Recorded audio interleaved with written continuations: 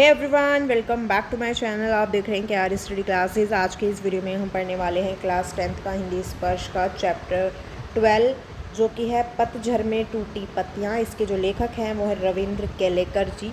चलिए शुरू करते हैं। यहाँ पर इस पार्ट में हमें दो प्रसंग दिए हुए हैं। और पहला जो है गिन्नी का सोना, जिसमें लेखक ने हमें उन लोगों से परिचित कराया है जो इस संसार को जीने और रहने योग्य बनाते हैं। ठीक है। दूसरा प्रसंग है झेन की देन, जो हमारा जो ध्यान है वो उस पद्धति की याद दिलाता है जो बौद्ध दर्शन में दी हुई है, जिसके कारण आज भी जापानी लोग अपनी व्यस्ततम दिनचर्या के बीच कुछ चैन के समय निकाल लेते हैं। तो यहाँ पर जो सबसे पहला हमारा प्रसंग है, या सबसे पहला, या आप ये कह सकते हैं कि भाई इसमें दो चैप्टर हमें दिए गए हैं।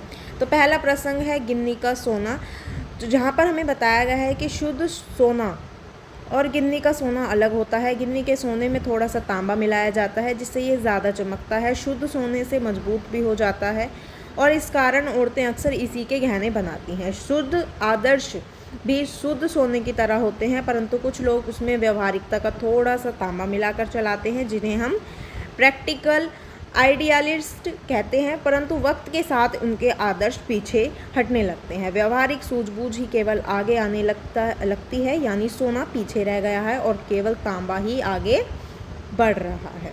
कुछ लोग गांधी जी को प्रैक्टिकल आइडियलिस्ट कहते हैं। ये व्यवहारिकता के महत्व को जानते थे, इसलिए वे अपने विलक्षण आदर्श को चला सके, वरना ये देश उनके पीछे कभी न जाता। यह बात सही है, परंतु गांधी जी कभी आदर्श का व्यवहारिकता के स्तर पर नहीं उतरने देते थे, बल्कि ये व्यवहारिकता के आदर्शों के स्तर पर चढ़ाते थे। वे सोना में तांबा मिलाकर नहीं, बल्कि तांबे में सोना मिलाकर उसकी कीमत बढ़ाते थे, इसलिए सोना ही हमेशा आगे रहता था।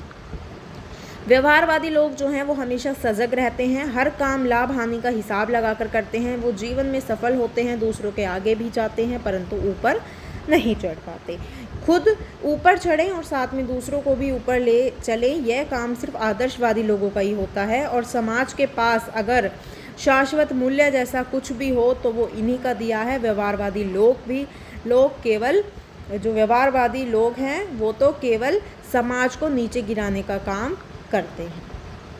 नेक्स्ट यहाँ पर जो दूसरा प्रसंग है वो है झेन की देन। लेखक जापान की यात्रा पर गए हुए थे।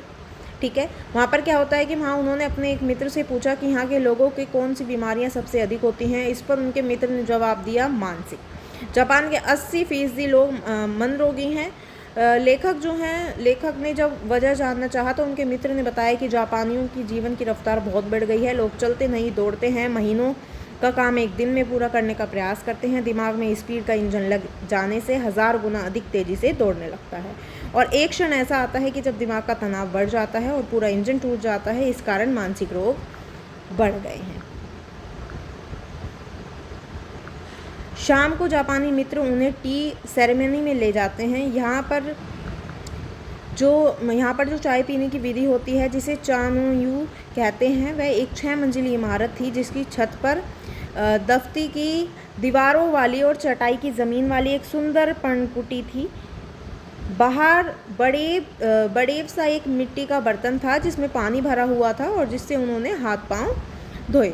ठीक है। तौलिए से पहुंचकर अंदर बैठे चाजीन ने उठकर उन्हें झुककर प्रणाम किया और बैठने की जगह दिखाई। उसने अंगीठी सुलगाकर उस पर चायदानी रखी। बगल के कमरे से जाकर बर्तन ले आया, उसे तौलिए से साफ किया। सारी क्रियाएं इतनी गरिमापूर्ण तरीके से कर रहा था जिससे लेखक को उसकी हर मुद्रा में सुर गूंज हो।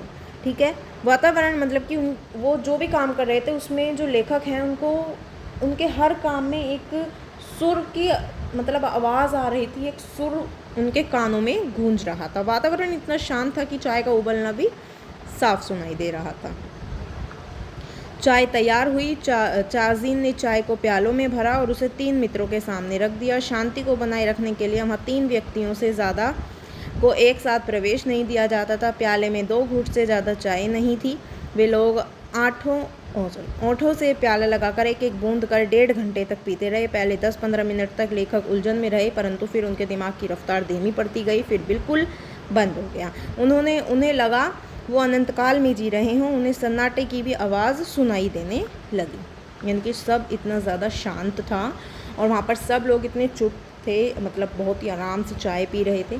तो लेखक ने इतनी शांति पहले कभी नहीं देखी थी वहाँ पर। अक्सर हम भूतकाल में जीते हैं या फिर भविष्य में, परंतु ये दोनों काल मिथ्या हैं, वर्तमान ही सत्य है और हमें उसी में जीना चाहिए। चाय पीते पीते लेखक के दिमाग से दोनों काल हट गए थे, बस वर्तमान क्षण सामने था जो कि अनंत काल जितना विस्तृत था। असल जीना किसे कहते हैं, लेखक को उस दिन मालूम हुआ था।